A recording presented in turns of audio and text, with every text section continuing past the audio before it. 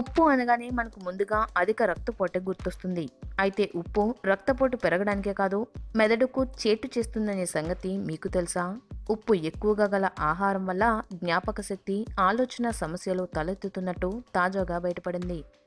ఉప్పు అధికంగా తిన్నప్పుడు చిన్న పేగుల్లో కొత్త ప్రతిస్పందన మొదలవుతున్నట్టు పరిశోధకులు గుర్తించారు. దీంతో TH17 అనే తెల్ల రక్త కణాలు పెద్ద మొత్తంలో ఉత్పత్తి కావడం, ఇది రోగ నిరోధక వ్యవస్థలో పాలు పంచుకునే IL-17 ప్రోటీన్ స్థాయిలు పెరగడానికి దారి తీయడం సంభవిస్తోంది. ఇలా IL-17 ప్రోటీన్ స్థాయిలు బాగా పెరిగిపోతే నైట్రిక్ యాసిడ్ సరఫరా తగ్గిపోతుంది. నైట్రిక్ ఆక్సైడ్ స్థాయిలు తగ్గిపోతే రక్త నాళాలు బిగుసుకుపోతాయి. ఫలితంగా మెదడుకు రక్త సరఫరా తగ్గిపోతుంది. అంటే పేగుల్లో తలెత్తే ప్రతిస్పందనలు జ్ఞాపక శక్తి, ఆలోచన సమస్యలకు దారితీస్తున్నాయన్నమాట. మెదడుకు రక్త సరఫరా తగ్గడం, మెదడులో రక్త నాళాలు సరిగా పని చేయకపోవడం వంటివి దీర్ఘకాలం కొనసాగితే పెద్ద ప్రమాదమే ముంచుకు రావచ్చని అభిప్రాయపడుతున్నారు.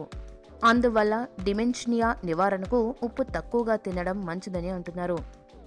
ఈ వీడియో గనుక మీకు నచ్చితే లైక్ చేయండి, మీ ఫ్రెండ్స్ కి షేర్ చేయండి. మరిన్ని ఇంట్రెస్టింగ్ అప్డేట్స్ కోసం మా ఛానల్ ని సబ్స్క్రైబ్ చేయడం మాత్రం మర్చిపోకండి.